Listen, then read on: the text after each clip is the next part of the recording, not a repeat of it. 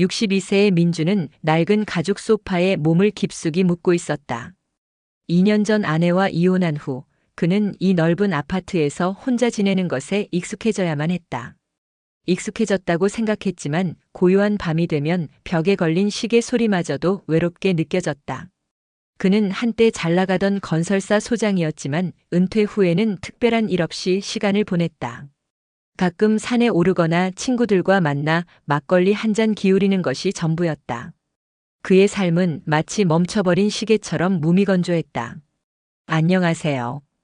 꽃아이입니다. 여러분의 소중한 좋아요와 구독이 저에게는 큰 힘이 됩니다. 항상 감사드립니다. 오늘 이야기는 60대 이혼 남성인 주인공 민준의 이야기입니다. 잊고 살았던 첫사랑의 흔적을 낡은 편지 속에서 발견하게 되면서 그의 삶이 어떻게 흔들리고 새로운 길을 찾아가는지 함께 들어보시죠. 그럼 오늘 이야기 시작하겠습니다. 어느 날 민주는 집안을 정리하다가 거실 한 구석에 놓인 먼지 쌓인 상자를 발견했다. 결혼 전 부모님 댁에서 가져온 짐이었다. 상자 안에는 낡은 앨범, 빛바랜 책들, 그리고 손때 묻은 일기장들이 뒤섞여 있었다. 그때였다. 민준의 손에 잡힌 것은 샛노란 빛을 잃고 누렇게 바랜 편지 봉투 하나였다. 봉투에는 삐뚤빼뚤한 글씨로 민준 오빠에게라고 쓰여 있었다. 봉투를 열자 익숙하면서도 낯선 필체의 편지들이 쏟아져 나왔다. 첫 장을 읽는 순간 민준의 눈빛이 흔들렸다. 심장이 쿵 하고 내려앉는 기분이었다. 선영. 잊고 살았던 이름이었다. 30년도 더 된 과거 그의 첫사랑이었다. 같은 동네에 살았고 같은 고등학교를 다녔던 그녀. 수줍음 많던 그녀는 민준이 입학했던 대학교로 찾아와 도서관 창가에 앉아 그를 바라보곤 했다. 풋풋하고 순수했던 사랑. 하지만 그의 부모님이 반대하면서 그들의 관계는 끝을 맺었다. 그 후 그는 새로운 사람을 만나 결혼했고 그렇게 첫사랑은 그의 기억 속에서 흐릿한 그림자로 남았었다. 민준 오빠 안녕하세요. 저는 선영이에요. 오늘도 오빠가 앉아있던 도서관 창가 자리에 몰래 가서 오빠를 훔쳐봤어요. 오빠는 늘 책만 보는데 저는 오빠 생각만 하느라 책을 읽을 수가 없어요. 이 마음을 어떻게 해야 할까요? 민주는 편지를 한 장 한 장 조심스럽게 꺼내 읽었다. 편지 속에는 학창시절의 추억, 수줍었던 고백, 그리고 가슴 아팠던 이별의 순간들이 고스란히 담겨 있었다. 편지 속 선영은 민준을 향한 애틋한 마음을 숨기지 않고 표현하고 있었다. 그녀의 글씨체는 울음이라도 터뜨린 것처럼 번져 있었고 문장들은 슬픔으로 가득 차 있었다. 민주는 그제야 깨달았다. 자신의 부모님이 선영과의 교제를 반대했을 때 그는 단지 그들의 뜻에 따랐을 뿐이었다. 그녀의 마음이 얼마나 아팠을지, 그녀가 얼마나 힘들어했을지 그는 한 번도 깊이 생각해 본 적이 없었다. 바보같이 난 왜 그때 내 마음보다 부모님 뜻이 더 중요했을까? 아니, 내 마음이 뭔지도 몰랐지. 그냥 순리대로 사는 게 맞는 줄 알았어. 편지들의 마지막은 그의 아내가 될 사람이 생겼다는 소식에 절망하는 선영의 마음이 담겨 있었다. 오빠에게 새로운 사람이 생겼다는 소식을 들었어요. 축하해줘야 하는데 제 마음이 너무 아파서 그러지 못하겠어요. 오빠의 선택이니 존중해야겠죠. 하지만 정말 보고 싶어요. 마지막으로 오빠의 얼굴 한 번만 더 볼 수 있을까요? 보고 싶어요. 민준 오빠. 마지막으로 제 이름 한 번만 불러주세요. 그 편지는 마지막이었다. 그 후로 선영은 그의 삶에서 사라졌다. 민주는 그 편지를 몇 번이고 다시 읽었다. 그녀가 느꼈을 슬픔과 절망이 30년의 시간을 넘어 고스란히 전해져 오는 듯 했다. 그의 가슴은 답답해졌고 죄책감이 밀려왔다. 그는 그녀에게 너무나 무심했다. 한때 그토록 좋아했던 사람의 마음을 이렇게까지 아프게 만들었다는 사실이 그를 괴롭혔다. 그때 편지 봉투 안에서 무언가 툭 하고 떨어졌다. 민주는 무심코 떨어진 것을 주워 올렸다. 그것은 낡은 종이 한 장이었다. 편지와는 다른 필체로 몇 줄의 글이 적혀 있었다. 민주는 그 글을 읽는 순간 숨이 멎는 듯한 충격을 받았다. 민준아, 이 편지는 내가 보관했다. 내 아버지가 선영이의 편지를 발견하셨을 때 내가 몰래 빼돌렸지. 편지를 버리라고 하셨지만 내가 버릴 수가 없었다. 너에게도 선영이에게도 너무 미안해서. 미안하다. 내 엄마가. 민주는 그 종이를 든 채 멍하니 서 있었다. 손이 덜덜 떨렸다. 자신을 끔찍이 아끼던 어머니가 이 모든 것을 알고 계셨다니. 단순히 부모님의 반대로 헤어진 줄 알았던 첫사랑과의 이별이 사실은 어머니가 중간에서 편지를 가로챘기 때문이라는 충격적인 진실을 마주한 것이다. 그의 머릿속은 혼란으로 가득 찼다. 분노와 배신감 그리고 어머니에 대한 알 수 없는 원망이 뒤섞였다. 그날 밤 민주는 잠을 이룰 수 없었다. 잊고 살았던 첫사랑의 기억이 낡은 편지 속에서 다시 살아나 그를 흔들고 있었다. 그는 자신이 보냈던 삶을 되돌아봤다. 부모님의 기대에 맞춰 살았고 사회적인 성공을 위해 앞만 보고 달렸다. 아내와의 결혼도 어찌 보면 부모님의 뜻에 더 가까웠다. 그는 진정으로 자신이 원하는 삶이 무엇인지, 자신이 사랑했던 사람이 누구인지 잊고 살았던 것이다. 새벽이 되어서야 그는 자리에서 일어났다. 오랜만에 느껴보는 감정이었다. 가슴 한켠이 아릿하면서도 동시에 알 수 없는 생기가 솟는 듯 했다. 그는 오랜만에 첫사랑을 찾기로 결심했다. 어디에 살고 있는지, 어떻게 지내는지, 그녀는 여전히 그 시절의 선영으로 남아있을까? 그의 마음속에 30년 만에 새로운 불꽃이 피어나고 있었다. 그리고 어머니가 왜 그런 선택을 했는지도 알고 싶어졌다. 민주는 다음 날 아침 낡은 편지 봉투와 어머니의 메모를 들고 나섰다. 30년 전의 기억을 더듬어 선영이 살았던 동네를 찾아갔다. 재개발로 인해 모든 것이 변해 있었다. 낡은 골목길은 사라지고 그 자리에 고층 아파트와 상가 건물들이 들어서 있었다. 그의 기억 속의 동네는 더 이상 존재하지 않았다. 그는 무력감을 느꼈다. 막연한 기대감을 안고 찾아왔지만 현실은 그를 차갑게 맞이했다. 하지만 그는 포기하지 않았다. 편지에 적혀있던 그녀의 이름과 몇몇 단서를 가지고 옛 친구들을 수소문하기 시작했다. 오래된 전화번호부를 뒤지고 수화기 너머로 어색한 안부를 묻는 시간들이 이어졌다.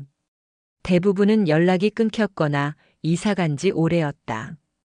그러다 우연히 한 친구에게서 선영의 소식을 들을 수 있었다. 선영이? 민준이 내가 왜 선영이를 찾아? 선영이 결혼하고 이 동네 떠났다가 얼마 전에 남편이랑 사별하고 다시 돌아왔대. 지금은 문화센터에서 그림 가르치고 있다던데. 그림 가르치고 남편이 없대.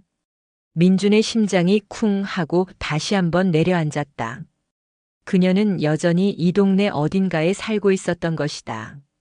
그는 친구에게 문화센터의 주소를 물어 한달음에 달려갔다. 낡은 건물 2층에 위치한 작은 공방이었다.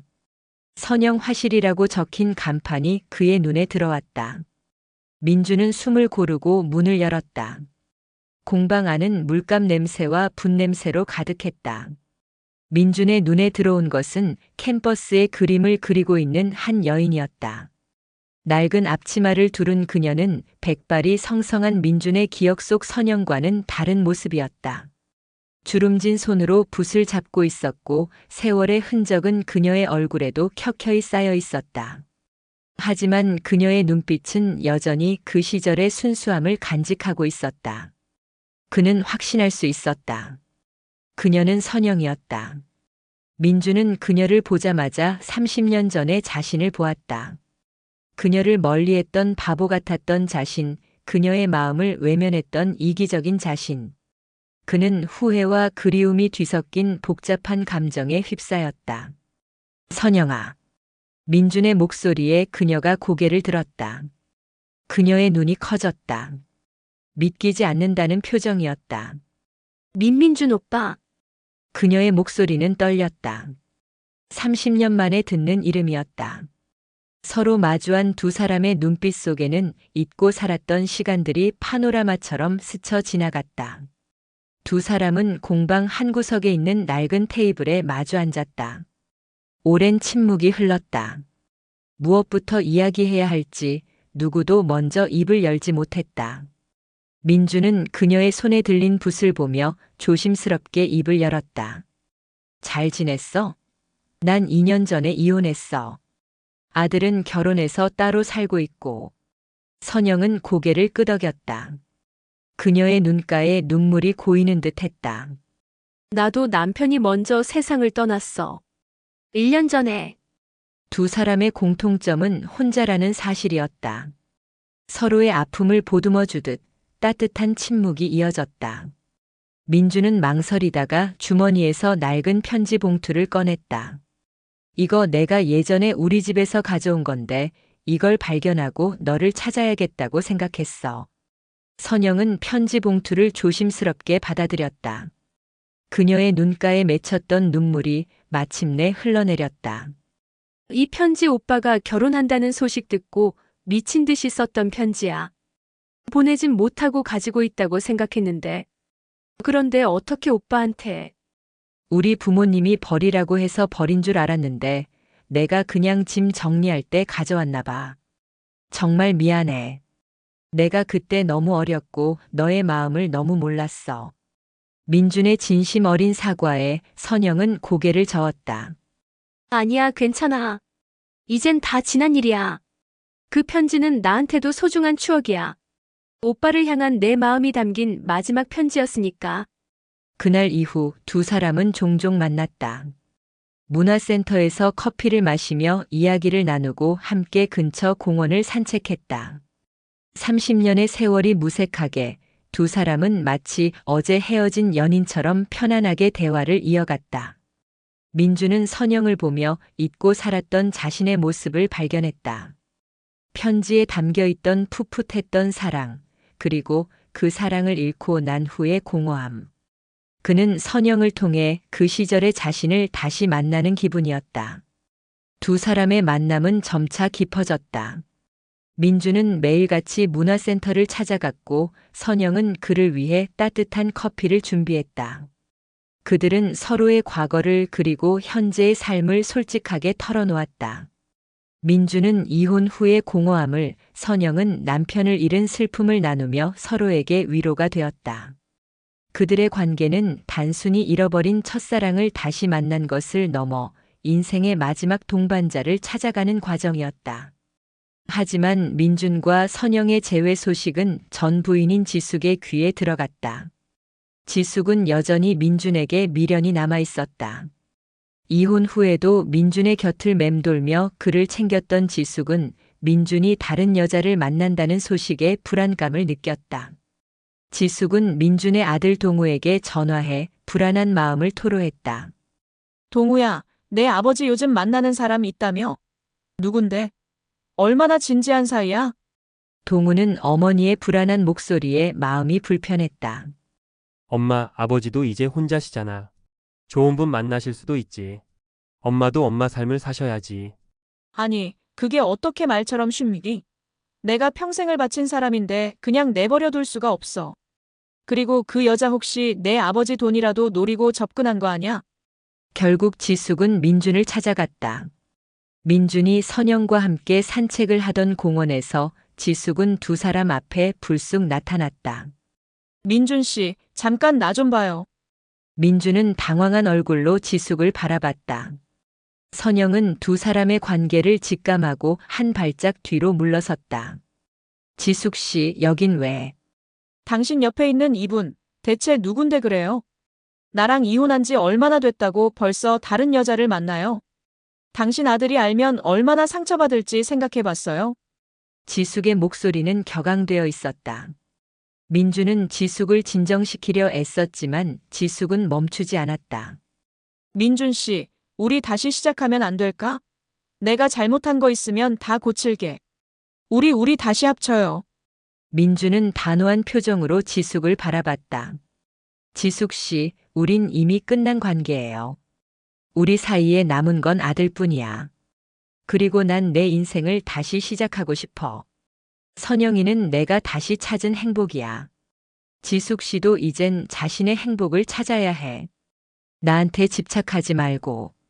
지숙은 이혼의 상처보다 더 큰 상처를 안고 돌아섰다. 또다시 지숙은 선영의 화실을 찾아갔다. 지숙은 일부러 단정하고 고급스러운 옷을 차려입고 어색한 미소와 함께 문을 열었다. 화실 안에서 그림을 그리고 있던 선영은 지숙의 등장에 의아한 표정을 지었다. 안녕하세요. 제가 누군지 아시죠? 저는 민준 씨 전 부인 지숙이에요. 당신은 민준 씨의 첫사랑이시라고 들었어요. 민준 씨한테 낡은 편지 이야기 다 들었어요. 지숙의 말에 선영의 표정이 굳어졌다. 민준의 전 부인이 자신을 찾아올 줄은 꿈에도 몰랐던 것이다. 지숙은 선영의 당황한 기색을 읽고 비릿한 미소를 지었다. 솔직히 말해볼까요? 당신 민준 씨한테 왜 다시 나타났어요? 민준 씨는 돈 많고 이제 은퇴해서 할 일도 없고. 당신 민준 씨 돈 보고 접근한 거 아닌가요? 선영은 지숙의 말에 충격을 받았다. 무슨 그런 말씀을 하세요? 저희는 다시 만나게 된 것뿐이에요. 제게는 돌아가신 남편이 있고 민준 씨에게는 전 부인이 있는 것처럼 서로의 상처를 이해하고 위로해주면서. 위로요? 웃기네요. 당신이 우리 이혼의 원인일 수도 있다는 생각은 안 해봤어요? 민준 씨는 결혼 생활 내내 당신을 잊지 못하고 있었을 수도 있잖아요. 지숙의 비난에 선영의 눈가가 떨렸다. 하지만 그녀는 지지 않았다. 그렇다면 그건 당신의 몫이었겠죠. 당신이 민준 씨를 지키지 못한 건 당신의 문제 아닌가요? 저는 30년 전에 민준 씨를 잃었어요. 다시 찾은 이 소중한 인연을 당신이 마음대로 판단할 권리는 없어요. 선영의 단호한 말에 지숙은 할 말을 잃었다. 그녀는 자신이 비참해지고 있다는 것을 느꼈다. 지숙은 자신의 미련이 민준을 더욱 멀어지게 만들고 자신을 초라하게 만들고 있다는 것을 깨달았다. 그녀는 결국 아무 말 없이 화실을 나섰다. 지숙은 그날 이후 민준과 선영을 찾아오지 않았다. 그녀는 스스로를 돌아보며 자신의 삶을 새롭게 시작하기로 결심했다. 그녀는 그동안 자신이 민준에게 의지하며 살았다는 것을 깨달았다. 지숙 역시 자신의 인생을 되찾을 용기를 얻게 된 것이다. 민준과 선영은 서로의 손을 꼭 잡았다. 그들의 사랑은 전 부인의 방해라는 마지막 시련을 이겨내고 더욱 단단해졌다. 그들은 서로에게 마지막 사랑이 되어주기로 약속했다. 몇 달 후 민준과 선영은 작은 결혼식을 올렸다. 가족과 친한 친구들만 모인 소박한 자리였다. 아들 동우는 민준의 곁을 지키며 그들의 결혼을 진심으로 축복해 주었다. 민준은 선영의 손을 잡고 행복한 미소를 지었다. 그는 더 이상 외롭지 않았다. 이제 그의 곁에는 낡은 편지 속에서 다시 살아난 그의 첫사랑이 함께하고 있었다. 낡은 편지는 단순히 과거의 흔적이 아니었다. 그것은 민준이 잊고 살았던 자신의 진정한 모습을 찾아준 나침반이었다. 편지 속 선영의 애틋한 마음은 민준의 마음을 흔들어 놓았고 그는 그 흔들림 속에서 새로운 삶의 방향을 찾았다. 여러분은 어떠신가요? 혹시 여러분의 인생에도 잊고 살았던 낡은 편지 같은 이야기가 있지는 않으신가요? 잊어버렸다고 생각했던 첫사랑의 추억, 혹은 한 번쯤은 마주해야 했을 용기 있는 선택의 순간들 말이죠. 만약 여러분께도 낡은 편지 같은 이야기가 있다면 댓글로 살짝 들려주세요. 함께 공감하고 위로하며 우리 모두가 행복한 인생을 살아갈 수 있도록 응원하겠습니다. 오늘의 이야기가 좋으셨다면 좋아요와 구독, 그리고 알림 설정까지 부탁드립니다. 다음에도 더 따뜻하고 감동적인 이야기로 찾아오겠습니다. 감사합니다.